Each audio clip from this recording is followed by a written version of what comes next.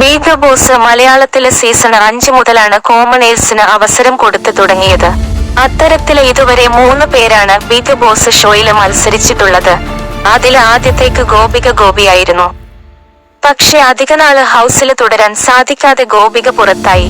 Season 6-ല് 2 പേരായിരുന്നു commoners. അതില് ഒരാള് 2 ആഴ്ച പിന്നിട്ടപ്പോഴേക്കും പുറത്തായി. നിഷാനയായിരുന്നു അത്. മറ്റൊരാള് രസ്മിൻ ബായി ആയിരുന്നു. തുടക്കത്തില് രസ്മിനെ കുറിച്ച് വലിയ പ്രതീക്ഷ പ്രേക്ഷകർക്കുണ്ടായിരുന്നു. എന്നാൽ പിന്നീട് അർജുൻ, ശ്രീതു, ഗബ്രി, ജാസ്മിൻ എന്നീ കോംബോകൾക്കിടയില് കുടുങ്ങി രസ്മിന്റെ ഗെയിം ഇല്ലാതായി. ഈ സീസണിലെ ഇമേജ് ഏറ്റവും കൂടുതല് നെഗറ്റീവായ മത്സരാർത്ഥിയാണ് ജാസ്മിൻ ജാഫർ. അതുകൊണ്ട് തന്നെ നേരിയ വ്യത്യാസത്തിലാണ് ടോപ്പ് 2-ലേക്ക് എത്താനുള്ള അവസരം ജാസ്മിന് നഷ്ടമായത്. ഭൂരിഭാഗം പ്രേക്ഷകരും ജാസ്മിൻ ടോപ്പ് 2-ലുണ്ടാകുമെന്ന് പ്രതീക്ഷിച്ചിരുന്നു. ഹൗസിലായിരുന്നപ്പോൾ ചെയ്ത ചില പ്രവൃത്തികളുടെ പേരില് ഇപ്പോഴും വിവാദം ജാസ്മിനെ വിടാതെ പിന്തുടരുന്നുണ്ട്. അതുകൊണ്ട് തന്നെ ഹൗസിൽ നിന്നും പുറത്തിറങ്ങിയ ശേഷം ജാസ്മിന് ഒപ്പം കരുത്തായി സുഹൃത്തും സഹമത്സരാർത്ഥിയുമായ രസ്മിനുണ്ട്. കഴിഞ്ഞ കുറച്ച് ദിവസങ്ങളായി ജാസ്മിന്റെ വീട്ടിലാണ് രസ്മിന്റെ താമസം. ഇപ്പോഴിതാ ഇൻസ്റ്റഗ്രാമില് ആരാധകരുമായി Q&Aയിലൂടെ സംവദിക്കവേ രസ്മിൻ പറഞ്ഞ ചില കാര്യങ്ങളാണ് വൈറാലാകുന്നത്. ജാസ്മിനെ പോലെ സ്ട്രോങ്ങായ പെൺകുട്ടിയെ ജീവിതത്തില് വേറെ കണ്ടിട്ടില്ലെന്നാണ് രസ്മിൻ പറയുന്നത്. ജിൻഡോയുമായി തനിക്ക് പ്രശ്നങ്ങളില്ലെന്നും രസ്മിൻ വ്യക്തമാക്കി. നല്ലതുപോലെ സൈബർ ബുള്ളിയിങ് കിട്ടുന്നുണ്ട്. ജാസ്മിൻ ഇപ്പോൾ ഓക്കെയാണ്. എല്ലാവരുടെയും തിരക്കൊക്കെ കഴിഞ്ഞിട്ട് വേണം ശ്രീതുവിനെയും അർജുനെയുമെല്ലാം കാണാൻ പോകാൻ. ജാസ്മിനെ പോലെ സ്ട്രോങ്ങായ ഒരു പെൺകുട്ടിയെ എന്റെ ജീവിതത്തില് ഞാൻ കണ്ടിട്ടില്ല.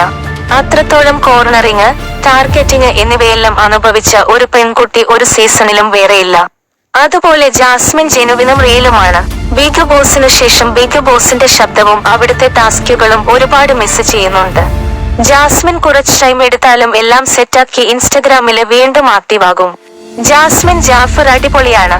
പുറത്ത് ഇറങ്ങി കഴിഞ്ഞപ്പോഴാണ് ജാസ്മിൻ ഇത്ര സൂപ്പറാണെന്ന് മനസ്സിലായത്. എനിക്ക് ജിൻഡോ ബ്രോയോടുള്ള ദേഷ്യം ഹൗസിലെ ജിൻഡോ ബ്രോ ഗെയിം കളിക്കുന്ന രീതിയോടും ജിൻഡോ ബ്രോ ചെയ്യുന്ന കാര്യങ്ങളോടുമായിരുന്നു എനിക്ക് പ്രശ്നം. അല്ലാതെ ആ മനുഷ്യനോട് എനിക്ക് എന്തിനാണ് പ്രശ്നം? ജിൻഡോ ബ്രോയെ ഞാൻ കാണും, സംസാരിക്കും. ഇതുവരെ കാണാൻ പറ്റിയിട്ടില്ല. ഫ്രണ്ട്സ് ആയിരിക്കും എന്നാണ് രസ്മിൻ പറഞ്ഞത്. ജാസ്മിനുമായി ബന്ധപ്പെട്ട എല്ലാ കാര്യങ്ങളും അറിഞ്ഞിട്ടും മനസ്സിലാക്കിയിട്ടും ഇപ്പോഴും ഒറ്റക്കാക്കി പോകാതെ ജാസ്മിന് ഒപ്പം രസ്മിൻ നിൽക്കുന്നതിനെയും പ്രേക്ഷകരിലെ ചിലർ അഭിനന്ദിച്ചു. ഗബ്രിയുമായുള്ള കോംബോ ഇല്ലായിരുന്നുവെങ്കില് സീസൺ 6-ല് രാജാവായിരിക്കില്ല. ജാസ്മിൻ എന്ന റാണി മാത്രമേ ഉണ്ടാകുമായിരുന്നുള്ളൂ. അത്രമാത്രം സ്ട്രോങ്ങായ ബി മെറ്റീരിയലാണ് ജാസ്മിൻ.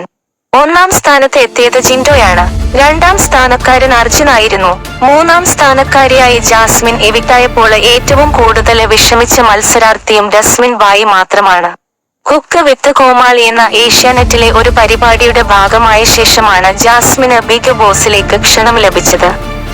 എല്ലാം എക്സ്പീരിയൻസ് ചെയ്യുക എന്ന ലക്ഷ്യത്തോടെയാണ് ജാസ്മിൻ ബിഗ് ബോസിലേക്ക് പോയതും.